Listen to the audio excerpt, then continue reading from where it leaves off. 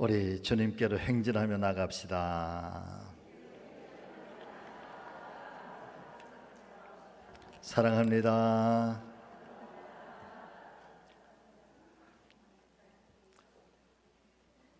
처음 시작할 때 우리 주희자님 표정을 보니까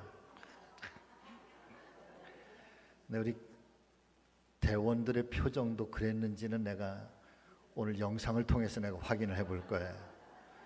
주의자님 혼자만 그러고 그런지 교인들도 찬양을 들을 때 표정이 우리 곽권사님 같은 경우는 이렇게 하셔. 근데 어떤 분은 참 사는 모습도 참 가지가지십니다. 인사하십니다. 참 가지가지십니다.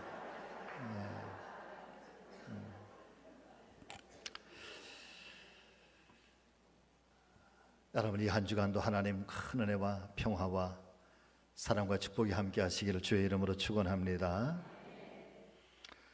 지난 주일에는 제가 마태복음 16장의 말씀을 가지고 우리 예수님께서 본래적으로 의도하셨던 교회의 모습이 어떤 거였던가, 그래서 5가지를 말씀을 드린 바 있습니다.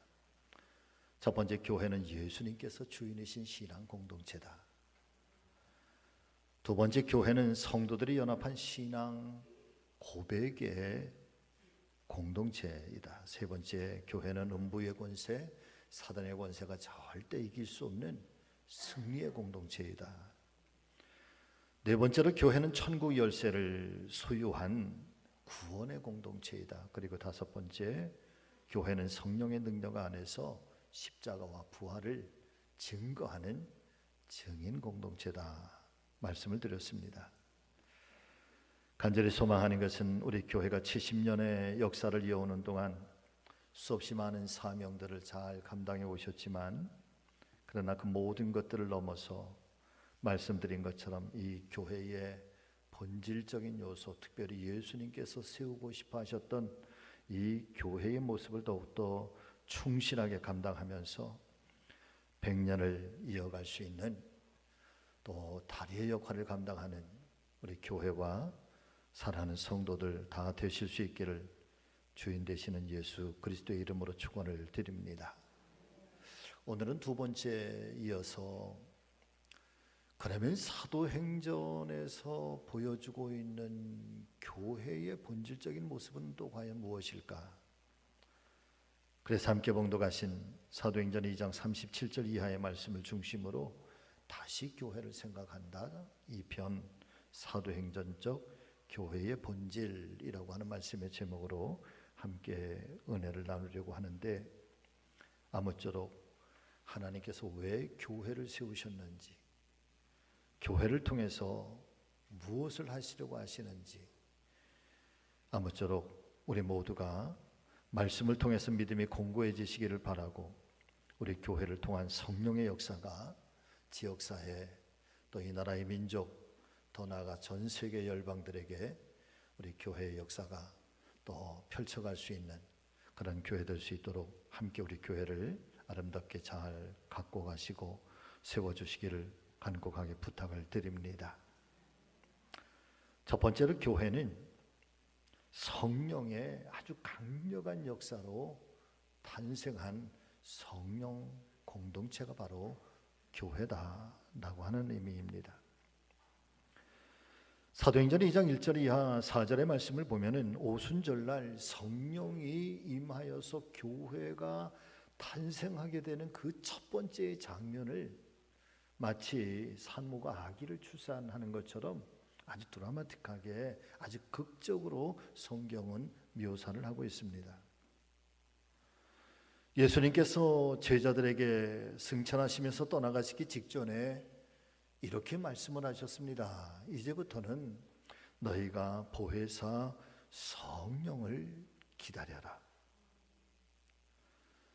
제자들은 또한 주님께서 말씀하신 것처럼 약속하신 성령을 기다리고 또 기다리면서 전심전력으로 기도하고 있을 때, 마침내 오순절날 뜨겁게 기도하며 사모하고 있었던 이 120명의 성도들에게 아주 강력한 성령의 바람이 불어오기 시작하는데, 성경의 묘사는 그 모습이 마치 불의 혀가 막 갈라지는 것처럼, 그리고 각 사람의 머리 위에 이 성령의 역사가 아주 충만하게 임재하였다, 그렇게 증거를 해주시고 있습니다.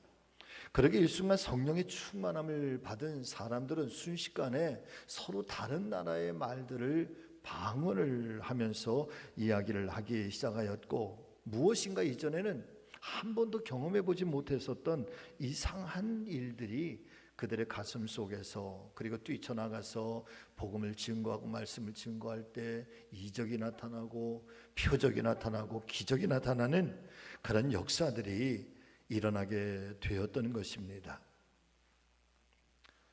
용기와 담대함을 가지고 복음을 전하기 시작할 때 말씀을 보면은 병든 자가 낫기도 하고, 귀신 들렸던 자들의 그 귀신들이 쫓겨나가기도 하고, 심지어는 베드로가 그 손수건을 던지는데 그 손수건을 만지는 자도 병이 낫기를 시작하고, 더 놀라운 것은 말씀을 들은 사람들이 서로가 가슴을 치면서 통곡하기를 우리가 어찌할꼬.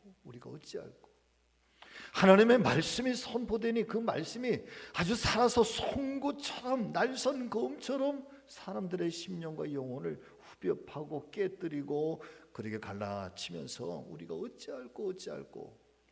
어떻게 하면 우리가 구원을 받을 수가 있는가라고 하면서 하루에도 수천 명씩 하나님께로 돌아와 회개하며 세례를 받는 구원의 역사가 일어나게 되었다. 이것이 처음 이 땅에 교회가 탄생할 때에 여러분 성경이 우리에게 묘사해 주고 있는 모습들인 것입니다. 한예의 말씀 2장 37절과 38절의 말씀, 여러분 우리 한번 같이 읽어보실까요? 그들이 이 말을 듣고 마음에 찔려 베드로와 다른 사도들에게 물어 이르되 형제들아 우리가 어찌할꼬 하거늘 베드로가 이르되 너희가 회개하여 각각 예수 그리스도의 이름으로 세례를 받고 죄 사함을 받으라. 그리하면 성령의 선물을 받으리라. 그러니까 처음 교회의 탄생은 성령 하나님의 강력한 역사와 강력한 의지에 의해서 탄생한 성령의 사건이다. 여러분 이렇게 표현을 해도 다르지 않을 것만 같습니다. 바꿔서 말씀을 드리면 진정한 교회는 성령의 역사가 여러분 불덩어리처럼 일어나고 성령의 역사에 의해서 운행이 되고 성령께서 이 교회를 통치하고 그리고 성령으로 열매 맺는 교회여야 한다라는 말씀인 것입니다. 그래서 교회의 본래적인 모습은 여러분 성령 공동체다. 할렐루야. 자, 두 번째는 교회는 영혼을 구원하여 천국 백성으로 삼기 위한 영혼 구원의 공동체인 것을 믿으실 수 있기를 바랍니다. 자, 사랑하는 성도 여러분, 만일 누군가 저와 여러분들에게 당신 교회를 다니는데 그러면 교회가 이 세상 속에 존재해야 할 이유가 도대체 무엇입니까? 교회가 왜 세상 속에 존재하고 있는 것입니까? 라고 묻는다고 한다면 여러분들께서는 무엇이라고 대답을 하시겠습니까? 만일 누군가 그렇게 묻는다고 한다면 여러분 지금부터는 이렇게 대답하시기를 바랍니다. 교회가 세상에 존재하는 이유는 영혼을 구원하여 천국 백성으로 삼기 위하여, 예수님의 말씀에 의하면 단 한 사람의 영혼이라도 더 구원하여 천국 백성으로 삼기 위해서 교회는 세상 속에 존재한다. 그렇게 단호하게 말씀하실 수 있기를 바랍니다. 왜냐하면 그것이 하나님께서 이제 구약시대의 성막과 성전을 폐하시고 이 땅의 신약시대에 교회를 탄생하게 하신 하나님의 본래적인 목적과 특별히 이 본래적인 목적이 하나님의 구속사의 사건을 완성하기 위한 마지막 도구로 하나님께서 교회를 세우셨고 교회를 이 땅 가운데 존재하게 하신 이유이기 때문에 그렇습니다. 하나님께서는 단 한 사람의 영혼이라도 더 구원하셔서 모든 사람들이 죄의 심판으로 인하여 영원토록 지옥 백성이 아니라 천국 백성이 되게 하시기 위해서 이 땅에 교회를 탄생하게 하셨고 그 교회를 지난 수천 년 동안도 지켜주셨고 그리고 오늘 우리 교회를 통해서도 이 역사를 감당하게 하셨고 우리가 이 땅에 모두가 다 떠난 이후에라도 여러분 이 교회는 여전히 이 땅 가운데 존재하게 하셔서 하나님의 나라가 완성될 때까지도 하나님은 이 교회를 통하여 구원의 역사를 이루어 가실 줄로 믿습니다. 지난 세월 기독교회와 성도들은 예수님의 말씀 중에 위대한 계명의 말씀이라 부른 말씀이 있습니다. 어떤 말씀이요? 위대한 계명. 또 다른 말씀은 위대한 명령이라고 고백한 말씀이 있었고요. 그리고 이것이 하나님의 사람들인 성도들의 모형이라고 우리에게 증거해 주신 말씀들이 있었습니다. 자, 첫 번째 위대한 계명의 말씀이 무엇일까? 마태복음 22장 37절에서 40절의 말씀, 잘 아시는 말씀이지만 여러분 우리 한번 같이 읽어보겠습니다. 시작. 예수께서 이르시되 내 마음을 다하고 목숨을 다하고 뜻을 다하여 주 너의 하나님을 사랑하라 하셨으니 이것이 크고 첫째 되는 계명이요 둘째도 그와 같으니 내 이웃을 내 자신같이 사랑하라 하셨으니 이 두 계명이 온 율법과 선지자의 강령이니라. 이 말씀을 가리켜 위대한 계명이라고 그랬어요. 그리고 예수님께서 마지막 유언처럼 이 땅을 떠나가시면서 우리에게 남겨주신 말씀을 위대한 명령이라고 했는데 마태복음 28장 18절 이하의 말씀 또 같이 읽습니다.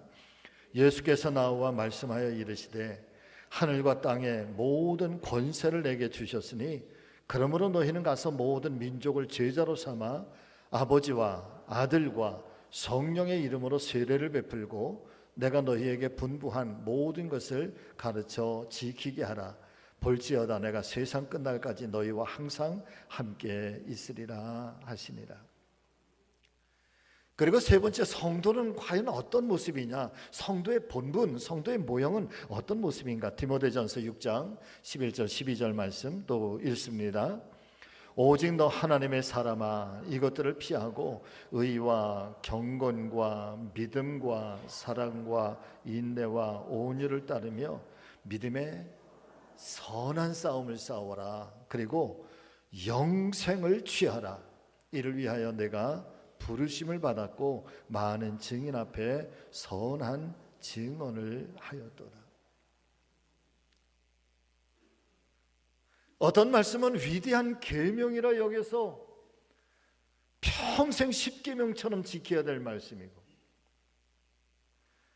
어떤 말씀은 예수님께서 이 땅을 떠나가시면서 마지막 유언처럼 그렇게 가장 진지하게 가장 소중하게 주신 말씀이니 이 명령을 우리가 반드시 지켜야 된다고 그랬고 그리고 성도의 모습을 우리가 온전하게 지켜서 하나님 기뻐하는 믿음의 성도들로 매 순간 거듭나고 그렇게 사명자의 삶을 사는데 그래서 이 말씀들을 기반으로 해서 교회는 5가지의 사명이 있다 그렇게 정리를 하고 있습니다. 그 5가지가 첫 번째 쾌리구마 하나님의 말씀을 선포하라 라고 하는 거죠. 여러분 이 예배를 통해서 저와 여러분 모두가 우리의 간절함도 하나님께 상달이 되고 우리의 기도도 응답을 받아야 되지만 가장 중요한 것 예배를 통하여 하나님의 말씀이 저와 여러분들 가운데 쾌리구마 예수의 이름으로 선포되기를 주의 이름으로 축복합니다. 말씀이 들려와야 돼. 이 말씀은 하나님의 음성이라는. 두 번째, 교회가 감당해야 될 사명이 뭐냐? 디아코니아, 이 사회적 봉사라네. 섬김이라네. 섬김. 하나님께서 세상을 섬기셨다고 그러셨습니다. 그것도 하나님께서 어떻게 세상을 섬기셨느냐? 당신의 그 거룩한 삼위일체의 자리를 기꺼이 버리시고 이 땅의 낮은 곳으로 찾아오셔서 인간의 몸을 입으시고 심지어는 십자가에서 죽으시면서까지 당신의 목숨으로 사랑하고 목숨으로 섬긴 것, 이것이 섬김의 본질이에요. 여러분, 적당하게 섬기는 게 아니라는 거죠. 기독교 신앙의 사랑과 기독교 신앙의 섬김과 봉사라고 하는 것은 목숨을 담보로 하는, 생명을 담보로 하는 거예요. 교회가 세상을 향해서 어떻게 섬겨야 되느냐? 전심으로 섬겨야 된다. 세 번째, 교회의 사명, 전도. 미전도 종족을 향한 국내외 선교, 한 영혼들을 살리려고 하는 복음의 선포, 미션이라고 하는 것. 그리고 네 번째, 교회 사명, 훈련, 영성훈련, 제자훈련, 디다케라라고 하는 것이고, 마지막 다섯 번째가 교제, 코이노니아라고 하는 성도의 교제. 이것이 교회가 가지고 있는 다섯 가지의 사명이고 모습인 것입니다. 간략하게 말씀을 드리면, 예배는 하늘과 땅, 그리고 땅과 하늘을 연결해주는, 여러분, 이 교회의 생명줄인 것을 믿으시기를 바랍니다. 여러분, 생명줄이 뭐예요? 이건 놓치면 죽는 거예요. 그러니까 교회가 예배를 놓치면 죽는 거예요. 한 영혼도, 저와 여러분 한 사람 한 사람도 예배가 우리 안에서 끊어지고 예배가 우리 안에서 사라지게 되면, 여러분, 우리가 생명줄을 놓는 것과 다를 바가 없어요. 영혼이 죽고요, 우리의 삶이 죽어요. 교회는 예배가 부흥할 때 교회가 부흥하는 것이고, 예배가 살아있을 때 그 예배를 통한 우리의 삶의 변화가 일어나는 것이고, 그 예배 속에서 캐리그마, 이 예수 그리스도의 복음의 말씀이 선포되어지게 될 때 그 말씀이, 여러분, 나를 살리고 내 영혼을 살리고 내 삶의 길을 밝혀주고 내 인생의 등불이 되는 거죠. 그래서 우리가, 교회가, 그리고 사랑하는 성도들이 반드시 지켜내야 될 것이 있고, 우리가 놓지 말아야 할 절대적 신앙이 하나 있다고 한다면, 여러분, 그것은 바로 예배예요. 믿으시면 아멘. 예. 여러분 보세요. 내 신앙이 막 하락하게 될 때, 내 신앙이 여러분 곤두박질 칠 때, 그 중에 가장 먼저 나타나는 게 뭘까? 예배가 소홀해져요. 예배가 가벼워져요. 자, 두 번째, 이 디아코니아라고 하는 이 사회적 봉사라고 하는 것은, 이 교회가 세상을 이을 수 있는 다리와 같은 거예요. 그래서 어떻게 교회가 세상을 섬기게 될까? 교회의 또 세상이 어떻게 교회 안으로 들어오게 될까라고 하는 것, 가장 중요한 연결고리가, 여러분, 이 사회적 봉사인데, 섬김이라고 하는 건데, 그 중에 이 섬김의 가장 으뜸인 섬김은 내가 세상 속에서 교회가 되는 거예요. 할렐루야. 지난주에 말씀을 드렸잖아요. 여러분, 한 번 더 해볼까요? 저처럼 한번 가슴을 이렇게 가슴을 치면서, 내가 교회입니다. 내가 곧 성지교회입니다. 내가 곧 예수입니다. 내가 곧 복음입니다. 아멘. 내가 곧 성지교회예요.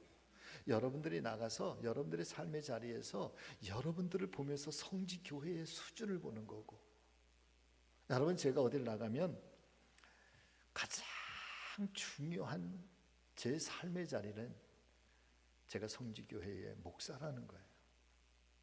그래서 우리 교회를 모르는 사람들, 우리 교회에 대해서 한 번도 와보지 않은 사람들, 그럴지라도 그 사람들이 저를 보면 성지교회를 보는 거예요. 성지교회의 영적 수준이 어떠한지, 성지교회의 신앙이 어떤지, 성지교회가 추구하는 것이 무엇인지, 성지교회가 가야 할 방향이 무엇인지 저를 보면 아는 거예요. 여러분들을 보면 교회를 보는 거고, 여러분들을 보면 예수가 보이는 거고, 여러분들을 보면 복음이 보이는 거예요. 말씀이 보이는 거예요. 이것이 세상 속에 나가서 우리가 세상을 섬기고 세상 속에 하나님의 나라를 세워가고 그 세상 사람들이 어떻게 교회 안으로, 그리스도 안으로 들어오게 할 것인지, 이것이 진정한 봉사예요. 우리가 다만 나가서 뭐 김치를 해주고 또 뭐 후원금을 주고 장학금을 주고 이런 모든 것들이 다 섬김의 일종의 모습이지만, 그러나 그 중에 우뜸은 우리 모두가 스스로가 교회가 되고 복음이 돼서 내 삶의 자리에 하나님의 나라를 보여주는 거죠.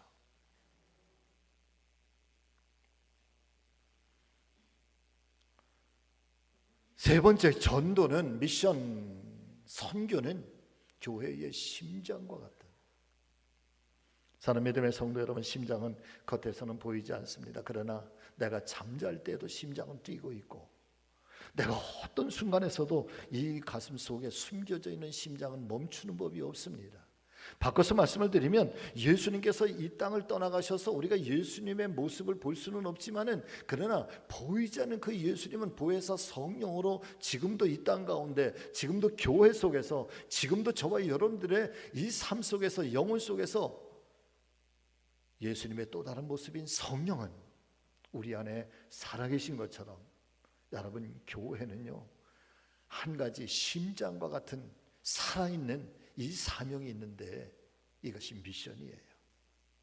이것이 복음을 전하는 거고, 예수의 이름을 선포하는 거고, 그것이 저 먼 나라에든 가까운 내 이웃이 내 가족에게든 내 삶의 자리가, 여러분, 바로 미션의 자리가 되어야 되는 줄로 믿습니다. 심장이 멈추면 어떻게 될까요? 심장이 멈추는 순간 우리는 죽었다 말하는 거죠. 움직이지 않아. 심장이 멈추면 숨도 쉬지 않아요.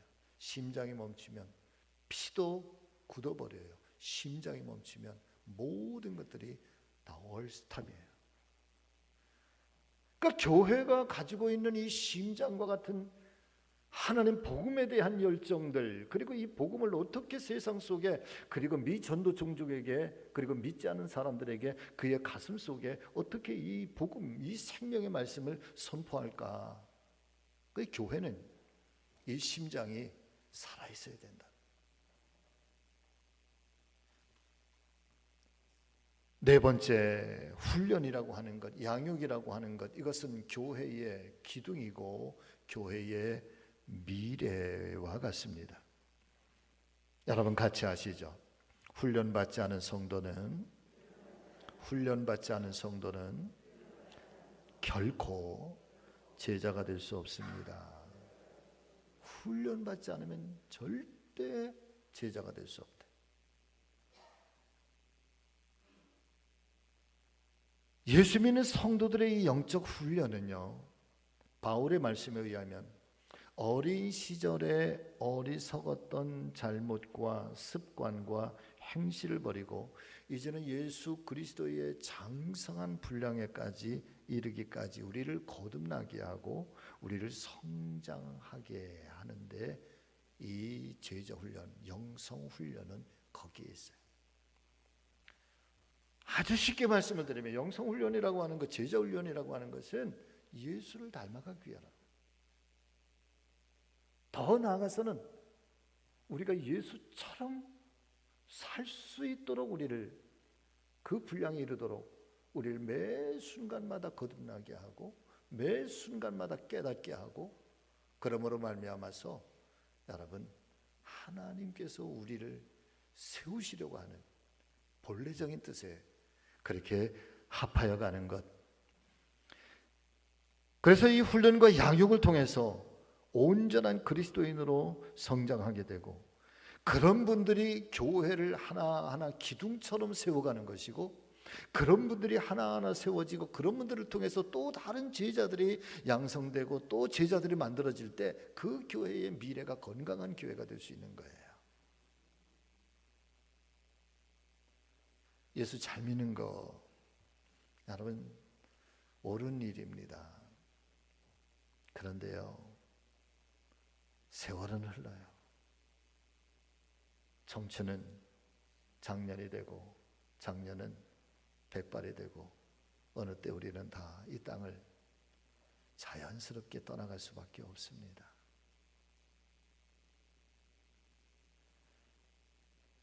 젊은 시절에 이 교회를 눈물을 흘리면서 땀 흘리면서 그렇게 몸부림을 치면서 이 제단, 이 교회를 세워왔던 그 힘도 세월이 지나가면 자꾸만 약해지죠.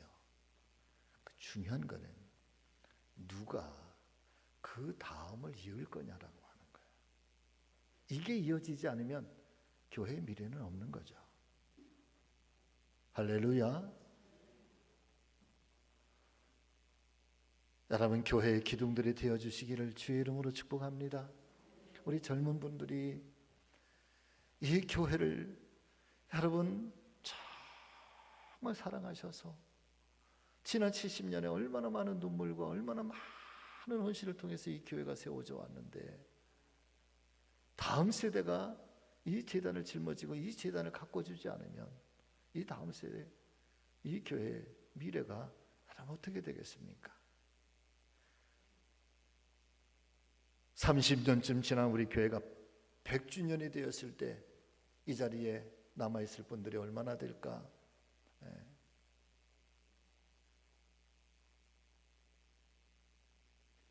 그때의 그 교회가 지금보다는 훨씬 더 아름답게, 훨씬 더 하나님 기쁜 그런 우리 성지교회가 될 수 있도록 여러분, 오늘 지금 그때를 이어주는 이 다리의 역할을 하면서 오늘의 일꾼들이 세워지고 오늘의 제자들이 세워져서 우리 교회가 더욱더 그렇게 아름답게 하나님께 영광이 되는 교회가 될 수 있도록 우리 교회의 영성훈련, 제자훈련들이 여러분 왕성하게 우리 모두의 한 사람 한 사람마다 일어날 수 있게 되시기를 예수님의 이름으로 축복합니다. 마지막 5번째 성도의 교제는요, 교회를 하나로 묶어주는 사랑의 허리띠입니다. 현대 사회가 점점 극단적인 이기주의로 개인주의적인 삶으로 변해가면서 어쩔 수 없이 세상은 우리라고 하는 이 공동체에 자연스럽게 깨어지고 있습니다. 자신만 사랑하는 거죠. 자신의 행복, 자신의 목적을 이루기 위해서는 수단과 방법을 가리지 않습니다. 자, 그런데 불행한 것은 이런 세상적인 모습들이 이제는 세상에서만 보고 있는 것이 아니라 여러분, 불행하게도 교회 안에서도 나타나고 있어서 오늘날 교회들조차도 비인격적 사회의 조직체처럼 변해가고 있다는, 서로를 향해서 한 믿음의 가족이라고 부르면서도 우리들은 실제적으로 무관심 속에 신앙생활을 하고 있습니다. 한 교회 안에서 한 말씀을 듣고 함께 밥을 먹고 함께 신앙의 여정을 가고 있지만은, 그러나 우리 안에 진정한 코이노니아, 마음과 마음이 나누어지고 정말 애틋하게 여겨주고 정말 손잡아주고 싶고, 누군가가 아프고 누군가가 실망하고 누군가가 낙심하고 있으면 정말 눈물 뿌리면서 눈물로 기도해주고 아껴주는, 오늘날에는 교회가 참 행사들이 참 많습니다. 말씀 그대로 제자 훈련도 해야지요, 찬양도 해야지요, 사회적 봉사도 해야지요, 뭐 등등의 교회가 얼마나 많은 행사들이 많은지 몰라요. 근데 한국 교회에 한참 부흥하던 그 부흥의 때 60년대 70년대가 한국 교회의 꽃이라고 이야기하잖아요. 그런데 그 60년대 70년대 저도 그 역사의 한 현장에서 신앙생활을 했던 한 사람인데, 지금 가만히 돌아보면 교회는요 그때 3가지밖에 없었어. 예배, 말씀, 기도. 비가 오고 눈이 오고 천둥이 치고 벼락이 쳐도 예배의 시간은 차가 운행을 하지 않아도, 아무리 먼 곳에 있었어도, 자가용이 없었어도 미리 1시간 전에 2시간 전에 그렇게 나서서 걸어서 하나님의 성전에 찾아가, 눈을 한 방 맞고도 의자가 없었어도 맨바닥에 앉아서 그렇게 예배를 드리고, 기도의 시간 되면은 성전이 떠나갈 듯이 그렇게 기도하고, 새벽 제단 자리가 차고도 넘칠 만큼. 그러고 보면은 예배와 말씀과 기도 이 세 가지밖에는 없었던 것 같은데, 여러분 그때는 한국 교회가 영광스럽게 부흥할 때, 교회를 위해서, 복음을 위해서, 하나님의 영광을 위해서 기꺼이 자신을 던져서 헌신하고 충성했던 때가 여러분 바로 그때예요. 가난한 시절에. 할렐루야. 그러면서도 성도들은 깊은 사랑 속에서 서로가 서로를 위해서 기도해 주는 것, 기도하면서 관심 가져주는 것, 그리고 먹을 것 하나 있으면 함께 나누었던 것, 아주 기쁨으로 나눴던 것. 여러분 이 교제가 다시 한번 이 교회 속에, 이게 교회의 본질이라고 하면 이 교회 속에서 여러분 다시 한번 회복돼야 될 줄로 믿습니다. 이 다섯 가지가 사도행전에 보여주고 있는 교회의 본질적인 모습이에요. 자, 또 하나, 세 번째, 교회는 서로 다른 사람들이 같이 하십니다. 한 길을 걷고 있는 제자 공동체입니다. 아멘.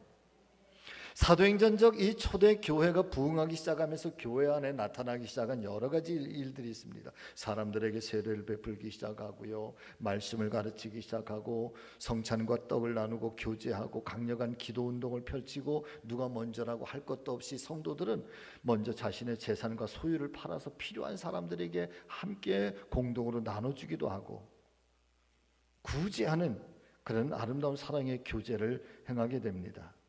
그러면서 매일같이 성전에 모여서 그들은 예배를 드리고, 그리고 또 흩어져서 복음 증거의 전도자로 그렇게 삶을 살아가게 되죠.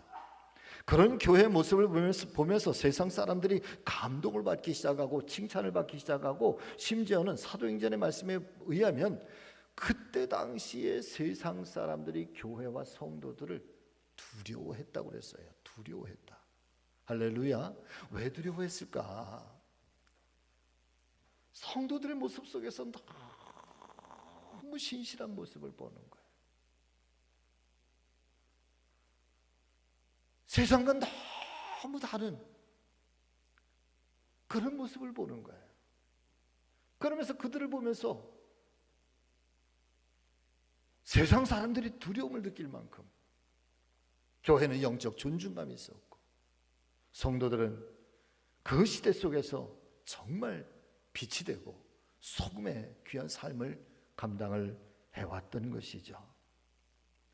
자, 그러면서 이제 성령의 교회가 탄생하고 예루살렘 교회로 성장하고 부흥해 가기 시작하면서 점차적으로 이 교회 안에 변모하는 모습들이 생겨나기 시작했는데, 여러분 같이 아십니다. 한 사람 한 사람이 성도에서 제자로 변모하기 시작합니다. 아멘. 그 처음에는 그저 기도하는 사람들이 모여서 오순절 마가의 다락방에 예수님의 말씀을 붙들고 사모하면서 성령을 사모했던 사람들, 그들 위해 성령의 역사가 임재하고 나가서 복음을 증거하고, 그리고 또 함께 모여서 성도의 교제를 나누고 말씀을 배우고, 또 나가서 전도자의 삶을 살면서, 그러면서 교회가 하루에 수천 명씩 막 그렇게 모여들기 시작하며 예루살렘 교회가 만들어지기 시작했는데, 그러면서 이 예루살렘 교회에 제일 먼저 나타나는 현상이 뭐냐면, 성도 한 사람 한 사람이 교인의 반열을 넘어서고 성도의 반열을 넘어서서 내가 제자입니다, 내가 사도입니다 라고 하는 고백이 나오기 시작했다는 거예요. 그러면서 그들 중에 7명의 집사님들을 세워서 영적 리더들로 세워요.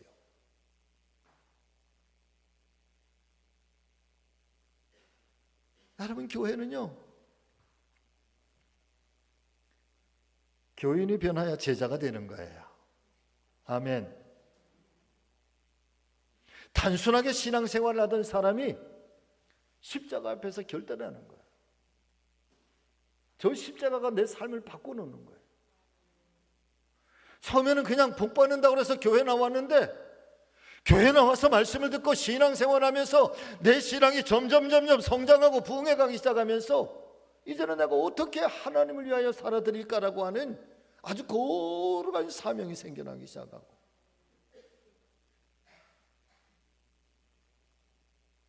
이게 교회잖아요.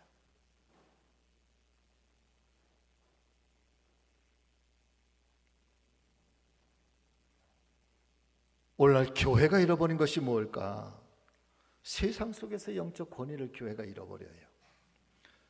교회다움의 존중감과 존엄성을 교회가 잃어버려요.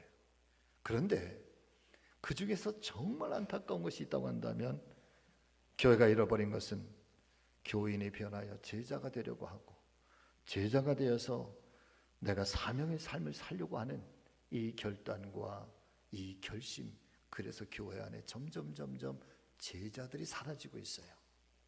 이게 정말 안타까운 거예요. 저는 우리 교회가, 여러분, 점점 우리 스스로가 내가 제자가 되어 우리 교회 전체가 제자 공동체가 될 수 있기를 예수님의 이름으로 축복합니다. 십자가를 보면서 여러분 내 삶이 달라질 수 있기를 예수님의 이름으로 축복합니다. 십자가를 보면서 내가 저 십자가를 위해서 어떻게 살아드릴까라고 하는 믿음의 헌신과 결단이 우리 안에서 샘솟게 되시기를 예수님의 이름으로 축복합니다. 이게 교회의 부흥의 비결이고 초대교회가 보여주고 있는 교회의 모습이에요. 네 번째, 교회는 흩어지는 교회예요. 그리고 고난 많은 공동체예요. 이 사도행전에서 보여주고 있는 이 교회의 특징이 정말 놀랍습니다. 여러분 같이 하십니다. 교회가 복음을 위하여, 교회가 예수를 위하여, 교회가 믿음을 위하여 스스로, 아멘, 스스로 고난을 자처한다는 거예요. 고난받는 걸 두려워하지 않았습니다. 복음을 위해서, 신앙을 지키기 위해서, 예수의 이름을 지키기 위해서, 믿음을 지켜내기 위해서 핍박받는 것, 박해받는 것, 순교당하는 것, 십자가 처형당하는 것, 짐승의 밥이 되는 것, 저 지하의 깊은 카타콤 속으로 들어가는 것, 여러분 두려워하지 않았어요. 이유는 한 가지예요.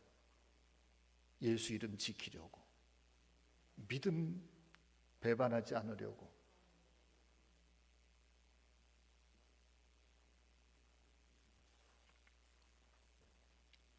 교회의 참모습, 신앙의 순결성을 지키기 위해서는 그 어떤 희생도, 그 어떤 고난도 감수해 가는 것, 이것이 사도행전에 보여주고 있는 교회의 모습인 거죠.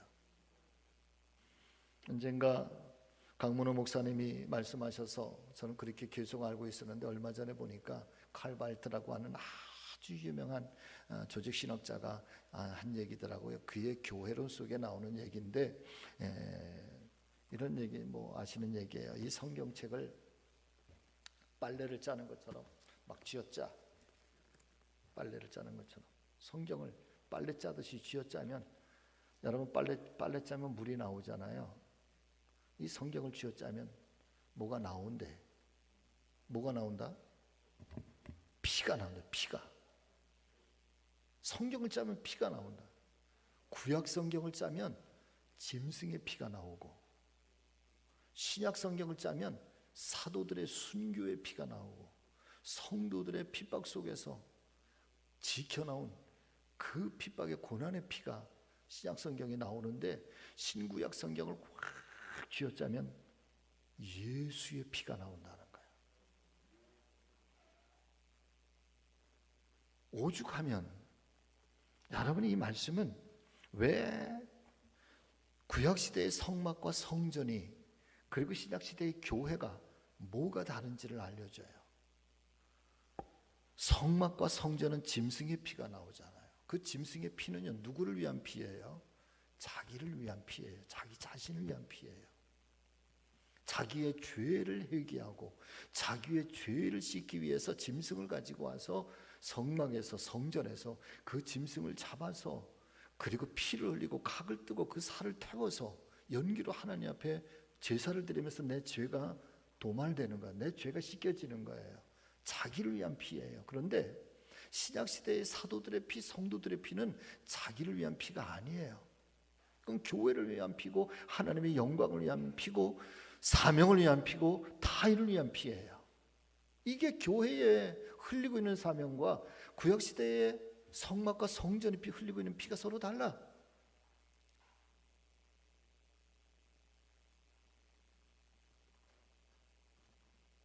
자, 사도행전 5장 40절과 41절 말씀인데 여러분 한번 보실까요?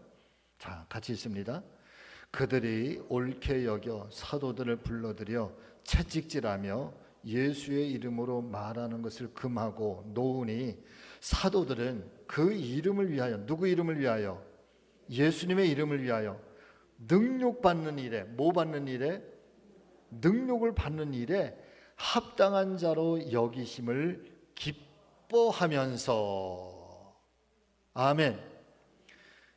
그 초대교회의 성도들, 사도들이 나가서 복음을 전할 때에 너희 복음 전하지 말아라, 예수의 이름을 가지고 복음 전하지 말라 그러면서 감옥에 가두기도 하고 여러분 목숨을 위협하기도 하고 그러면서 그때에 가말리엘이라고 하는 유대의 선지자가, 유대의 그 율법 학자가 와서 간신히 제사장들을 설득을 해서 사도들이 살아나게 돼. 공의 앞을 떠나가면서, 그러면서 이 모습, 제자들이, 사도들이 선포한 말씀이 이거예요. 예수의 이름을 위해서 능욕받는 것을 합당한 자로 여김을 기뻐하심을 얻었다는 거예요. 예수 이름 때문에 고난받는 것에 대해서 여러분 기쁘게 여겼다는 거예요. 오늘날의 교회가 너무나도 안일하지 않으십니까?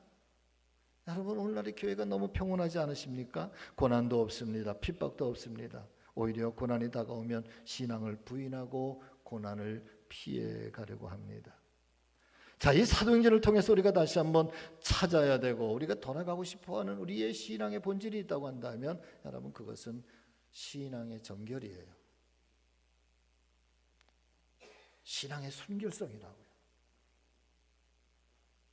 예수 이름 지키기 위해서는 어떤 희생도 감수할 수 있는가? 우리가 복음의 사람으로 살아가기 위해서 어떤 핍박도 여러분 기꺼이 감내할 수 있는가?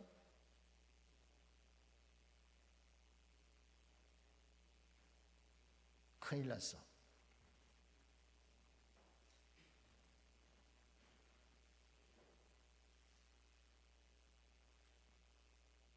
교회가 예수의 이름으로 그 이름을 지키려고 할 때 여러분 거룩해지는 거고, 어려움 속에서도 여러분 신앙을 지키려고 할 때 교회가 교회다운 것, 성도들도 성도다운 것 여러분 기억하시기를 예수님의 이름으로 축복합니다. 마지막 다섯 번째, 여러분 같이 하십니다. 교회는 궁휼과 선교가 있는 선교 공동체입니다. 아멘. 선교를 위해서 교회는 존재해요. 어떻게 교회가 가지고 있는 내면의 영성, 성령의 능력 안에 있는 교회, 또 십자가와 부활을 증거하는 교회, 온전한 사귐과 교제가 있는 교회, 이것이 교회가 내적으로 간직하고 있는 내면의 영성이라고 한다면, 자, 그러면 교회가 세상을 향해서 보여주고 있는 외적인 교회의 영성은 무엇이었을까라고 하는 것을 사도행전은 보여주고 있는데, 교회가 세상 속에 보여주고 있는 외적인 영성은요, 구제였어요. 아멘. 나누는 거였다고요. 혼자 된 여인들, 고아들, 어려운 사람들, 없는 사람들.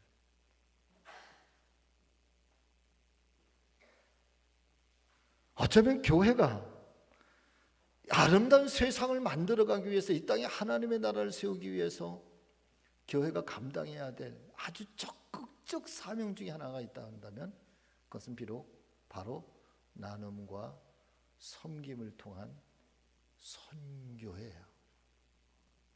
복음의 선교도 중요하지만 물질의 선교도 중요하고, 더군다나 초대교회의 성도들은 자발적으로 이 일에 여러분 은혜로 참여를 해요. 처음 교회에 정말 아름다웠던 모습, 이런 사회가 있었던가, 이런 세상이 있었던가, 여러분 성경이 보여주고 있는 한 대목이 있는데 2장 44절 45절 말씀 여러분 같이 읽어보십니다. 자, 시작. 믿는 사람이 다 함께 있어 모든 물건을 서로 통용하고 재산과 소유를 팔아 각 사람의 필요를 따라 나눠주고 날마다 마음을 같이하여 성전에 모이기를 힘쓰고 집에서 떡을 떼며 기쁨과 순전한 마음으로 음식을 먹었다. 할렐루야. 저는 우리 교회가요 70년이 됐는데 좀 안타까운 것 중에 하나, 우리 모두가 정말 다 함께 안타까워했으면 좋겠어요. 여러분, 우리 교회가, 장로님들, 우리 교회가 어디 교회 개척한 적이 있나요? 교회 세운 적이 있으신가요? 예? 고강제일교회 말고 어디 저 산속에, 아니 저 바닷가에, 아니 저 아프리카에, 아니면 저 동남아시아에, 저 고산 쪽에, 미전도 종족에게,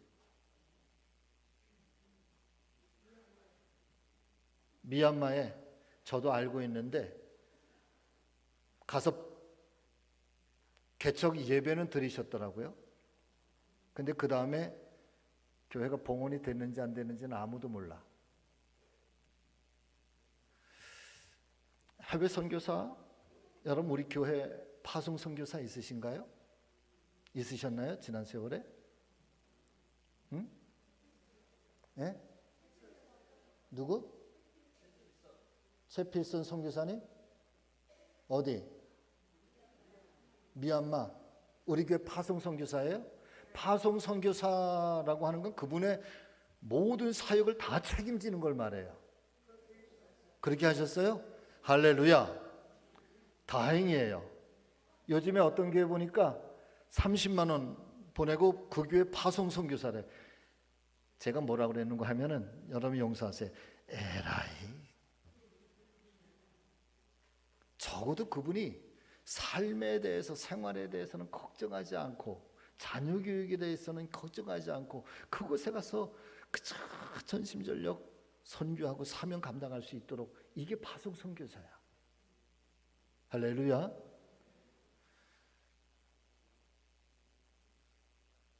우리 100주년 되기 전에 교회 한 10교회는 좀 가서 세우자고요. 왜 아멘들 안 하세요? 못할 것 같아요? 저 필리핀의 고산족은 지금 한 3천만 원 있으니까 교회를 우리 교회보다 더 크게 짓더라고요.